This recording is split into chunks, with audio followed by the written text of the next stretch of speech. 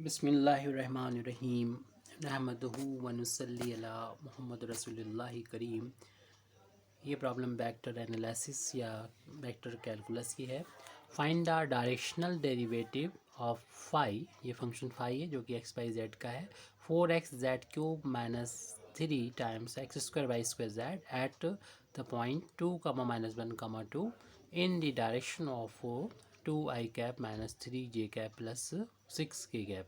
इस वेक्टर जो लास्ट में दे रखा है, इस वेक्टर के डायरेक्शन में हमें डायरेक्शन डेरिवेटिव फाइंड करना है। तो सबसे पहले हम इस वेक्टर को ए वेक्टर से डिनोट कर देंगे, 2i कैप माइनस का 3j कैप प्लस का 6k कैप।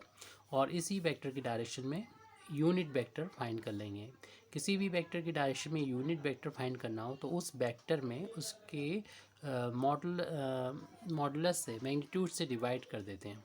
तो ए कैप इजिकल टू मैग्नीट्यूड से डिवाइड कर देते हैं। तो मैग्नीट्यूड पहले इसकी वैल्यू पुट कर दें, 2i कैप माइनस का 3j कैप प्लस का 6k कैप। और मैग्नीट्यूड फाइंड करने का तरीका ये होता है कि स्क्वायर रूट अप्लाई करते हैं। उसके बाद i का जो कॉफिशेंट होता है उसका स्क्वायर कर देते हैं, j का जो कॉफिशेंट होगा उसका स्क्वायर करेंगे और k के कॉफिशेंट का स्क्वायर कर देंगे। ए कैप की वैल्यू से सॉल्व करने पर हमको मिल जाएगी 2i कैप माइनस का 3j कैप प्लस का 6k कैप। स्क्वायर रूट 2 का स्क्वायर करेंगे 4 आ जाएगा, और माइनस का स्क्वायर प्लस हो जाएगा, 3 का स्क्वायर 9 हो जाएगा, और 6 का स्क्वायर जब करेंगे तो ये 36 हो जाएगा।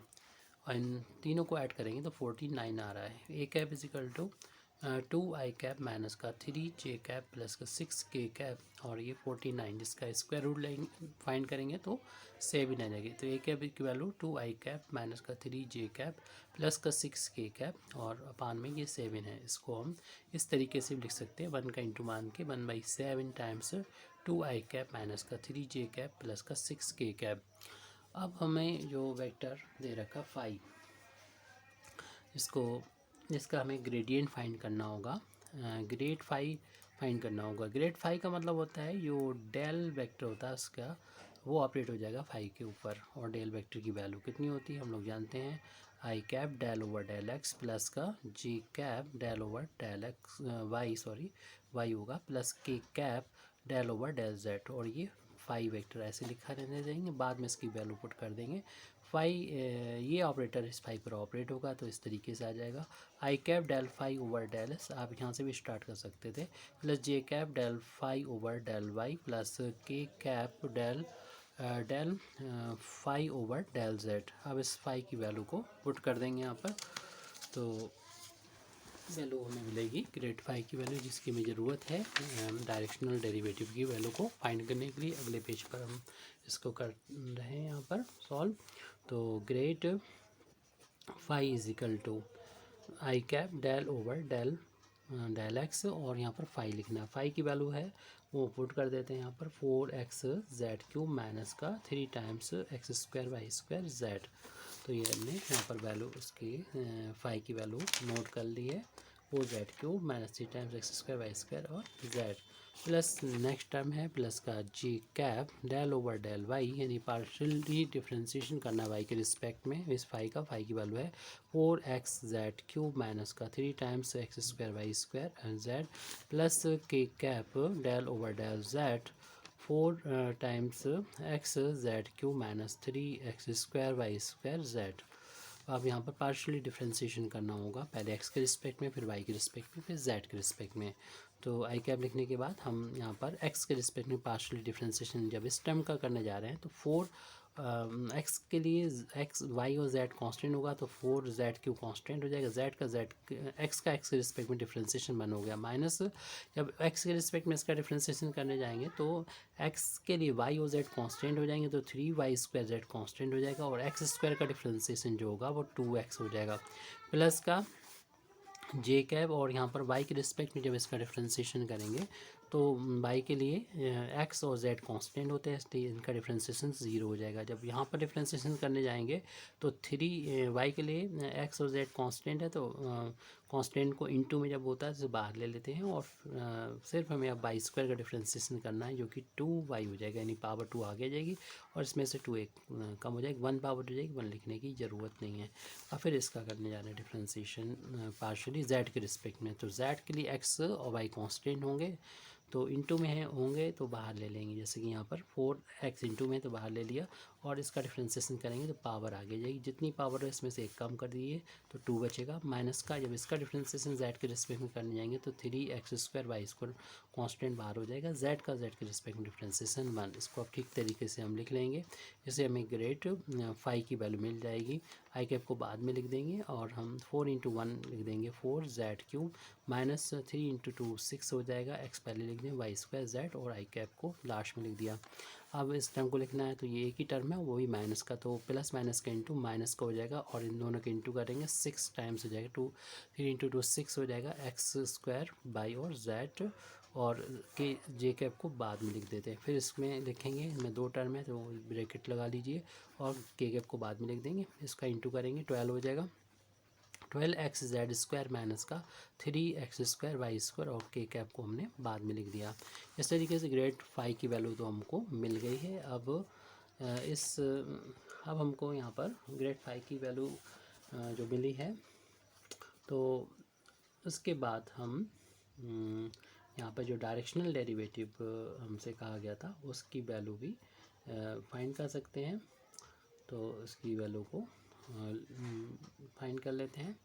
द रिक्वायर्ड, यानी इसकी हमें ज़रूरत है डायरेक्शनल डेरिवेटिव,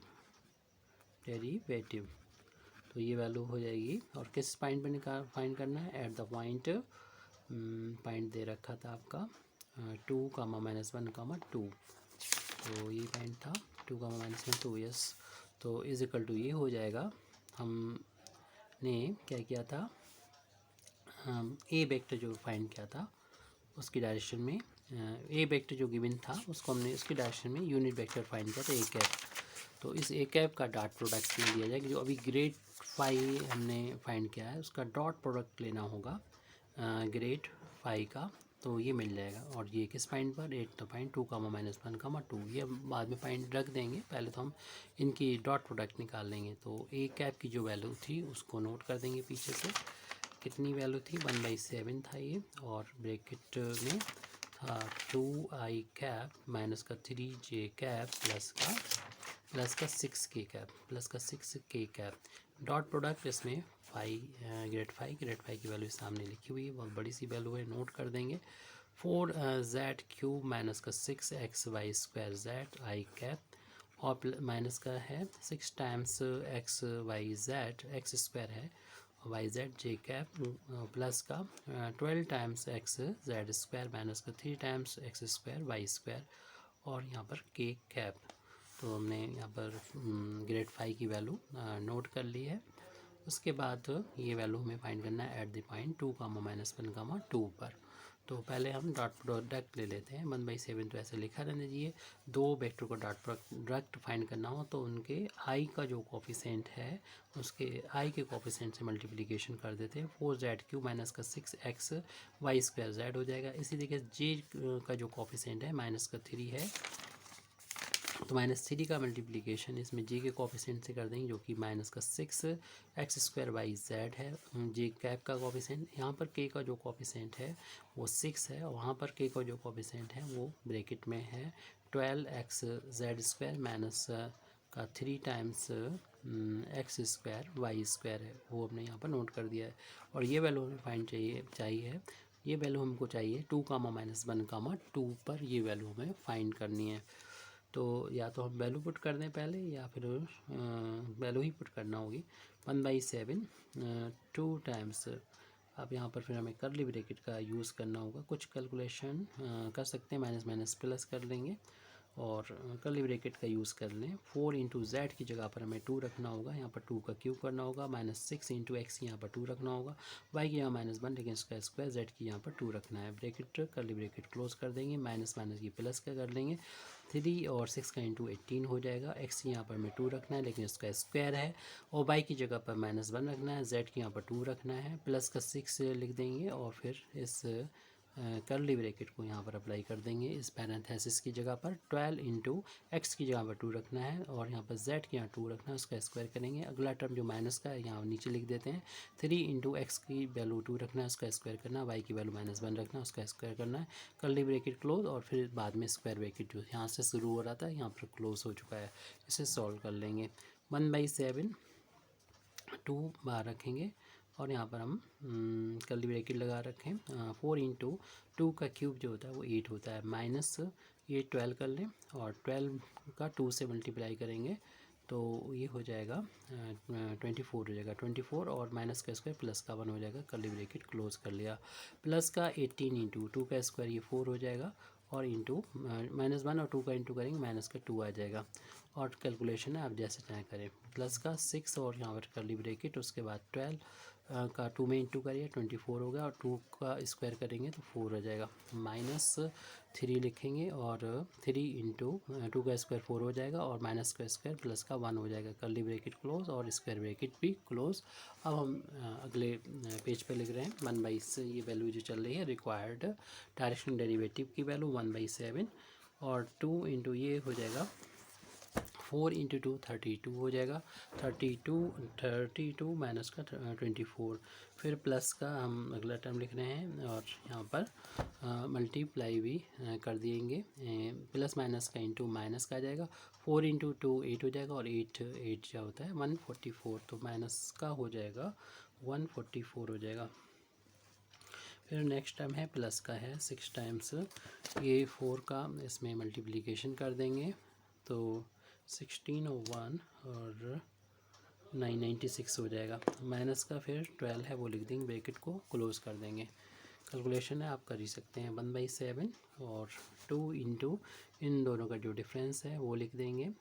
12 में से 4 जाएगा तो 8 बचेगा और ये प्लस माइनस के इंटू -144 आ जाएगा। प्लस का 6 इंटू इन से डिफरेंस ले लेंगे, ये 4 आ गया और यहाँ पर किया तो ये 8 हो गया इक्वल टू 1/7 ये हो जाएगा 16 माइनस का 144 और प्लस का इंटू करने पर इतना आ जाएगा ये। और फिर इसको प्लस वालों को ऐड कर लेंगे 1/7 तो ये हो जाएगा 10 का 0 1 कैरी, ये 2 हो जाएगा और ये 5, उसमें से 144 को कर देंगे माइनस तो ये वैल्यू आ जाएगी। माइनस करने के बाद ये कैलकुलेशन को आप चेक कर लीजिएगा, हो सकता है कैलकुलेशन हमारा गलत जा रहा हो। इसमें से माइनस करेंगे तो ये हमारा 6 आ रहा है और फिर इसमें से इसको माइनस करेंगे 11 में से इसको 7 आ रहा है ये और 4 में से बन जाएगा तो 3, तो 376 अपान हमारा 7 आ रहा है।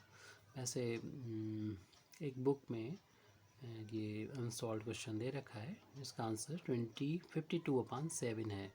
मेथड आपका सॉल्व करने का यही होगा, हो सकता है ये सही हो लेकिन या वो सही हो, तो आप देख लीजिएगा। कैलकुलेशन वैसे यानी मेथड वैसे रहेगा। आप पहले वेक्टर फाइंड करेंगे, वेक्टर ए फाइंड करेंगे, उसके बाद ए वेक्टर लिख लेंगे, उसको उस पर ए कैप फाइंड कर लेंगे, वेक्टर ए में उसके मॉडुलस से डिवाइड कर लेंगे। उम्मीद है यहाँ तक तो कोई प्रॉब्लम है ही नहीं, सही है बिल्कुल।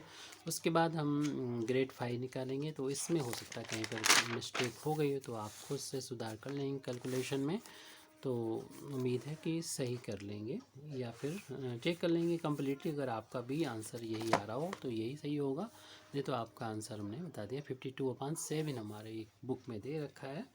Thank you very much Indeed for listening me व आखिर दावाना अल्हम्दुलिल्लाहि रब्बिल आलमीन।